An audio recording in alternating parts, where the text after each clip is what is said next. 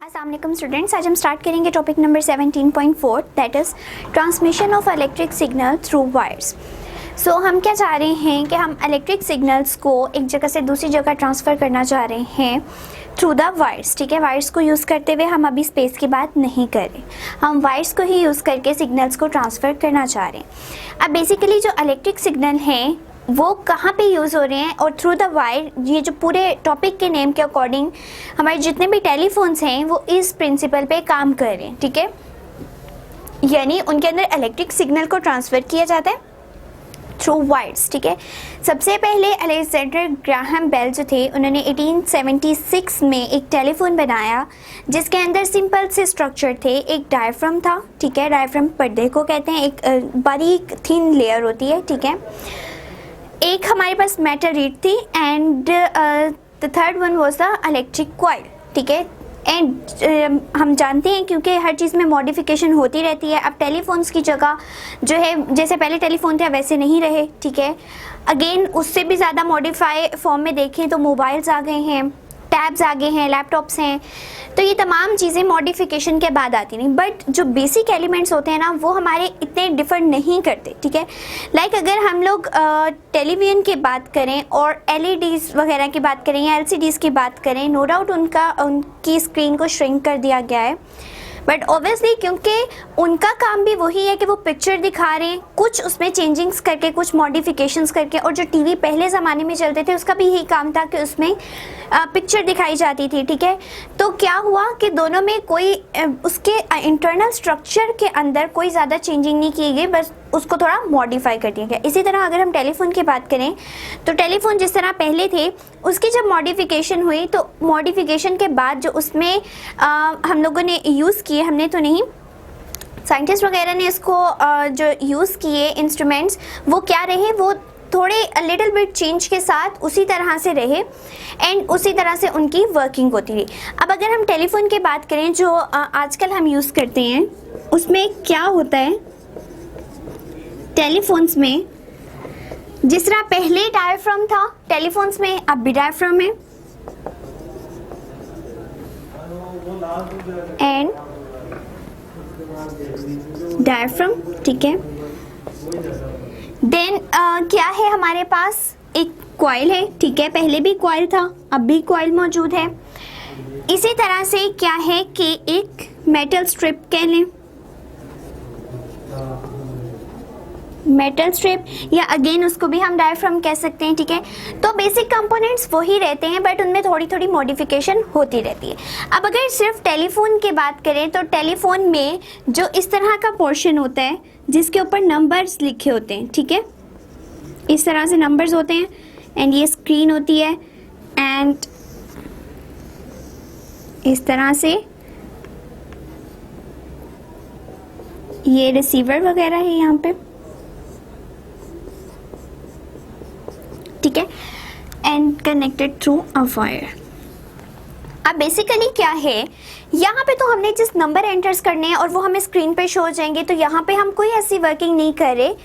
तो साउंड कहाँ से जाती है, किस तरह से हम तक पहुँचती है, वो तमाम काम इसके थ्रू होते हैं। ठीक है, इस पार्ट में हमारे पास दो पोर्शन हैं, एक है ये माउथ पीस, ठीक है, माउथ पीस, एक है रिसीवर। ठीक है, एंड जब आप इसको अपने कान के साथ लगाते हैं तो रिसीवर कान के साथ लगाते हैं ताकि आप आवाज़ को सुन सकें। एंड माउथ पीस आपके जो है इस तरह से अगर हो तो माउथ पीस आपके जो है माउथ के करीब होता है, तो उससे क्या होता है कि जो भी आप बोलते हैं वो आगे फर्दर ट्रांसफ़र हो जाता है। अब इस पूरे के अंदर क्या ऐसा मैकेनिज़्म है कि आपकी जो साउंड है, क्योंकि हम लोग इलेक्ट्रिक सिग्नल की बात करें तो किस तरह से हमारी साउंड जो हम बोल रहे हैं वो तो साउंड है, ठीक है, इलेक्ट्रिक सिग्नल में किस तरह कन्वर्ट होती है। अब अगर इलेक्ट्रिक सिग्नल में कन्वर्ट हो रही है, हम कहते हैं कि टेलीफोन के अंदर इलेक्ट्रिक सिग्नल ट्रांसफ़र होते हैं, तो वो इलेक्ट्रिक सिग्नल रिसीवर तक अगर पहुंच जाते हैं तो हमें तो आवाज़ सुनाई दे रही होती है, हमें सिग्नल्स के फॉर्म में तो कुछ सुनाई नहीं दे रहा होता। तो ये तमाम प्रोसेस किस तरह से होता है, ठीक है, तो उसके लिए मेन पार्ट्स क्या हैं, डायफ्राम, कॉइल, मैग्नेटिक कॉइल, ठीक है, electromagnetic coil, sorry, not only coil, electromagnetic coil. In metal strip जो कि अगेन डायफ्राम के तौर पे ही बिहेव करती है। अब होता क्या है बेसिकली कि रिसीवर एंड माउथ पीस दोनों के पास यहाँ पे कार्बन ग्रेन्यूल्स प्रेजेंट होते हैं, यानी ग्रेन्यूल्स जो है वो छोटे छोटे बारीक जरे। सो यहाँ पे क्या है, कार्बन ग्रेन्यूल्स है, ठीक है। यहाँ पे भी कार्बन ग्रेन्यूल्स प्रेजेंट है, ठीक है। अब सबसे पहले क्या है कि हम लोग डायफ्राम की बात कर रहे हैं। डायफ्राम क्या होता है, एक पर्दानुमा चीज़ होती है, ठीक है, बिल्कुल थिन सी लेयर होती है जो वाइब्रेट कर सकती है इजीली, ठीक है। अब क्या है कि अगर लेट सपोज यहाँ पे डायफ्राम लगा हुआ है, डायफ्राम, ठीक है, हम जो बोल रहे हैं हमारी आवाज़ क्या है, साउंड वेव्स हैं, ठीक है। वो साउंड वेव क्या करेंगी, और साउंड वेव प्रोड्यूस कब होती है, जब वाइब्रेशन होती है, ठीक है। जब भी वाइब्रेशन होगी तो साउंड प्रोड्यूस होगी, ठीक है। इट मीन्स कि साउंड वेव्स क्या है, बेसिकली वाइब्रेशंस हैं। अब वो वाइब्रेशन इस डायफ्राम पे जब टकराएंगी तो ये डायफ्राम इतना थिन है कि ये इजीली वाइब्रेट करना शुरू कर देगा, ठीक है।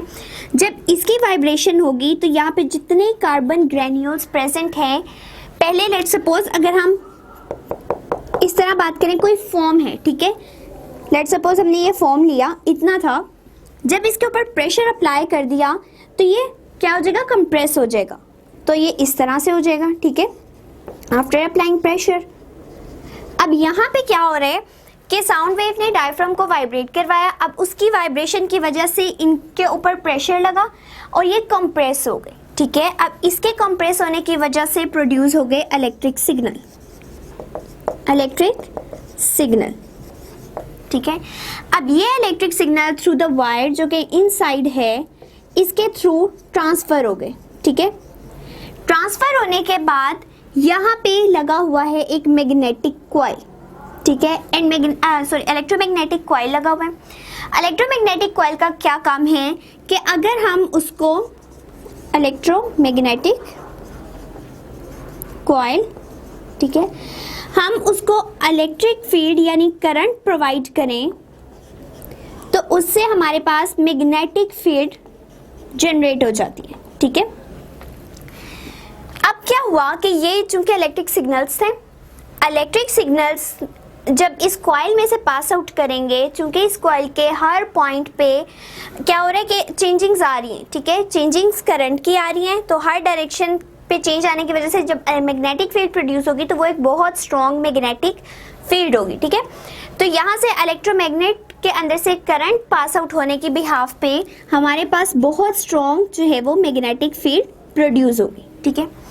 अब इस मैग्नेटिक फील्ड के आगे फिर क्या लगा हुआ है, एक डायफ्राम लगा हुआ है। अब वो डायफ्राम क्या होगा कि हम कह रहे हैं जब वाइब्रेशन होती है तब आवाज़ प्रोड्यूस होती है, ठीक है। तो अब हमें रिसीवर में क्या चाहिए, आवाज़ को प्रोड्यूस करवाना है, साउंड प्रोड्यूस करवानी है। इट मीन्स यहाँ कोई ना कोई ऐसी चीज़ हो जो वाइब्रेट करे और उसके बिहाफ पे साउंड प्रोड्यूस हो, ठीक है।